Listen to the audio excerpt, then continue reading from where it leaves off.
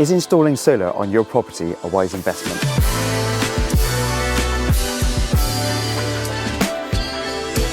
In this video, I visit 2 properties that we have installed solar on last year to find out how the system is performing and the golden question, has it been worth it? Oh, it still looks as beautiful as the day we installed it. Yeah. Terry, thanks for having us. Okay. We installed your system mid last year, it's sort of around about July time last year. Yeah. We're now in February of the following year. How are you finding things so far with the installation? Well, I'm loving it. It basically does its own thing, and I can leave it alone and just forget about it. I do look at what it's doing, and I sometimes tweak it. One of the features of the SIG Energy system is they have software that predicts the upcoming solar. Yeah, the AI generation built in. They call it AI. I would rather just call it software because, I think that's just what it is. So it can predict the solar, or I can do it. So I sometimes let it do its own thing. That explains a lot. I've been looking at your monthly analytics. Yes. And I can see sometimes I can see I can see it there, the AI. I will refer to it as AI, it's just easier. Okay. AI sometimes, and then other times I notice it's completely disappeared. And that's obviously you, where you're basically doing what switching you it on and switching it off. When it was new, I wanted to explore how the AI worked, so I kind of turned it on, and I appreciated it. It has a sort of learning phase. When you first turn it on, it starts to learn how you use it. So obviously if you use a lot of electricity during the day, then it'll want to charge up the battery more. Whereas if you use less, then it'll adapt to that. This is why we use the SIG Energy system, because it gives you the ability to be able to use that AI system if you want it. But the great thing about it is that it also can be used as just a straight solar generation device, and it will charge and discharge your batteries, nice and simple, but you can have it as advanced as you want. It gives you everything you could ever want from a solar system that's currently possible in the market to date. This system has an impressive 8 kilowatt-hour peak solar array with panels positioned on the east, south and west side of the roof to capture that optimal sunlight. The battery size is 16 kilowatt hours and the inverter is 6 kilowatts. It's a great setup for modern day living. Would you say that the way that you're living is different now because of you're aware you've got your solar panels on the roof with your battery? Are you living differently because of it? Yes, noticeably? Yes, I am. I try to use electricity at night, so even if I didn't have solar or a battery, then an ecologically minded person would use power at night, but my tariff was fairly flat, so I just didn't. I just used things when it was convenient. Because I've got this system, I've now got the tariff that the providers provide with it, which gives me an incentive to consume at night. Even though I'm filling the battery, I'm also using the cheap tariff rate to run my washing machine and dishwasher at night. Right, okay, yeah. So that I maximize the benefit of the battery store. So that is all available to me in the day and also available to sell it back. I'm seeing this a lot. Gone are the days when a solar system is just for solar production. The use of the batteries means that you can grid trade electricity. By importing grid electricity to charge your battery when it's cheapest, you can use this in the home if you need it. And then with the help with the AI integration, you have the option to sell it back when the electricity is worth the most, all whilst you go about your daily business. It's nice to see it with the scaffold down. Yes. Last time I saw this, it was all scaffolded up. You didn't have this shot when the scaffolding's there, so it's nice to see this. So the big question is, why did you want to get solar in the first place? Well, it's a simple question, but it's a bit difficult to answer because it's a variety of reasons. Right now, I think is the ideal time because the technology is mature and the cost has come down to a level whereby some of us can afford it. I like the fact you use the term "some of us," because it is true. Yes. Not everybody can afford it. It's one of those where if you've got the spare cash to be able to do something with, and or your electricity bills are ridiculously high, then it's worth finding that money. So it all depends. But yes, I'm fortunate enough that I can pay the capital now and reap the benefit over several years. Yeah. So that's, I'm grateful to be in that position. So it saves me money in the long term. It's good for the planet. And I think in this uncertain world, we've got sunshine here in Britain, and it's good to make use of that without money having to go outside of Britain to countries that we might not be able to depend on. And it's interesting as well, because even on a day like today where it's fairly grey, it's overcast everywhere. I looked a moment ago and it's still doing 1.5 kilowatts of power on the Yes. roof, even right now.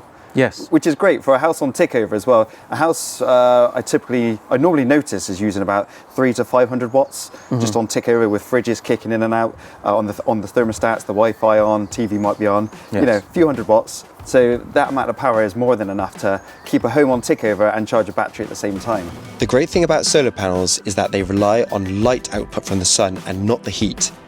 In actual fact, countries with very hot weather see their solar production skewed because the excessive heat reduces the solar panel's efficiency. So there's a delicate balance between heat and light that we rely on from the sun. Overall, daylight is the key aspect. Here we've got the app. As the installers, we get this handy app where we can monitor and track everybody's installations to see how they're doing. Like I said earlier, even on a day like this, we're doing 800 watts of solar in this installation right now. You can see the batteries charging. We can see all the analytics of the solar, the battery and the grid information. And we can track this all throughout the year. How are we finding the data at this point? Well, I was paying £190 a month as a fixed direct debit to sustain me when I had normal gas and normal electricity. I switched from having gas to not having gas. I'm totally electric now because I had a heat pump installed. So my consumption has switched from gas being the source of heating water to electricity being the source of heating water. What I'm looking at now is my outgoings have gone down. They've gone down by at least £40, possibly more. And here we are in winter, and in the coldest months, I'm not spending as much per month as I was on average through the whole of last year. I'm seeing this more and more. People are having solar installed and then switching from gas or oil over to electric to take advantage of the electricity they can now produce for themselves. Despite fossil fuels currently being cheaper, the idea of using them is becoming less attractive due to the fact that these fuels are in decline, and by switching to electricity, your bills will still be cheaper. So Terry, let's go straight to August then. It was installed in July, so we'll skip that month just because of the fact we'll only get partial data. But what was predicted for August? For August, you predicted I would generate 811 kilowatt hours. 811 kilowatt hours. Okay, so that was what was predicted for the solar system, 811, and what we actually got was 832. Hooray! So, ting, we're up, we're good. All right, you Okay. predicted for September 596 kilowatt hours. Right, okay. So what actually happened, solar production was 601 kilowatt hours. Which Hey. is good, brilliant, okay. Good. October, you predicted 406 kilowatt hours. Okay, so this is obviously where our bad winter starts to kick in now, because in October, the system produced 256 kilowatt hours of solar production. Boo. So November, you predicted 237 kilowatt hours. And in November, what it actually produced was 165 kilowatt hours. Boo. So you're probably wondering where we're getting this data from. It's actually from a piece of software that takes national averages of what the weather conditions have been like over a long period of time, and it basically creates averages for each month. So something to bear in mind here is that we may be coming to the lower parts of the end of the averages here, but that's not to say that next year's data could be at the topper end.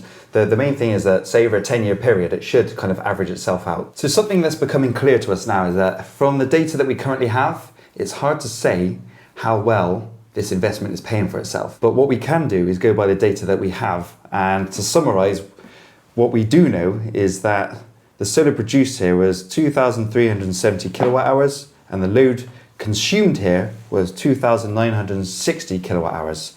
So we know that from the load being consumed, that 80% of that is being backed up by the solar produced. So that's one thing that we can be clear on.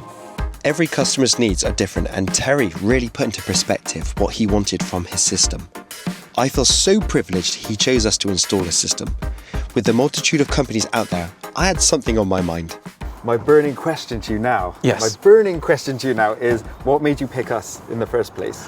Well, I think I did some due diligence. I looked around, looked at the big players, and they did a very competitive bid. I work with small businesses myself, and so I appreciate the flexibility that small businesses had.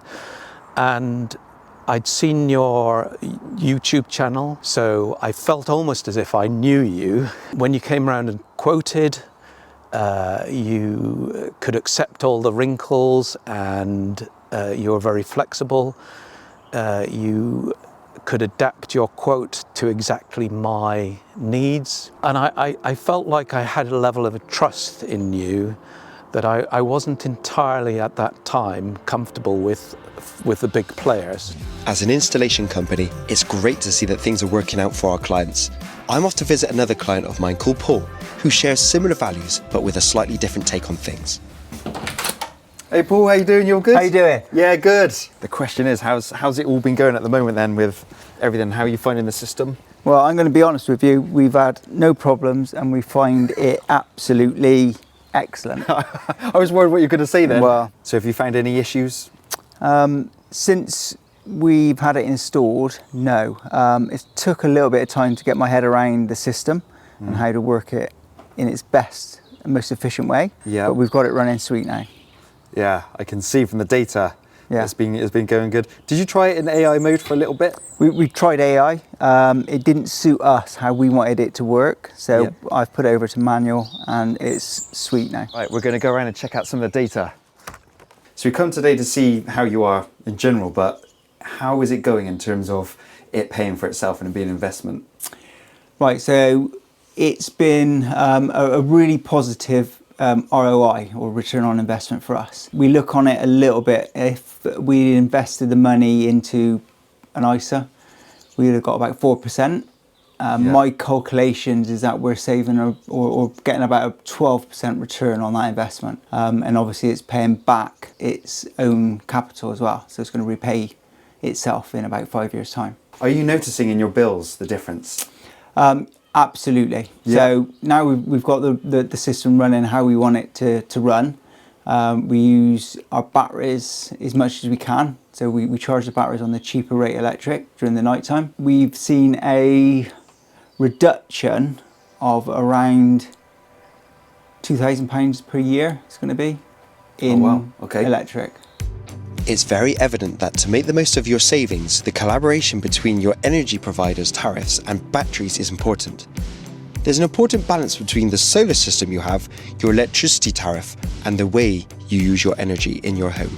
Are you noticing you're charging the batteries from grid during the summer months at all? Or are you finding that because it's summer, long daytimes, that you don't really need to rely on it? You can run the summer basically in two different ways, I think. You can either charge the batteries fully on the night and then sell your excess back to the grid, which will be a lot more if you're not charging the batteries, or let the batteries run down through the night and just fully charge them.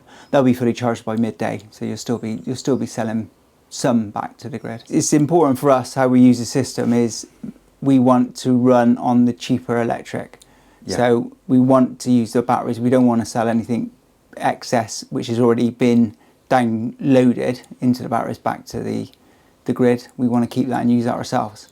Because that's the cheapest way of running the house. Even now you can see that we're charging here. This is solar power going back into our batteries.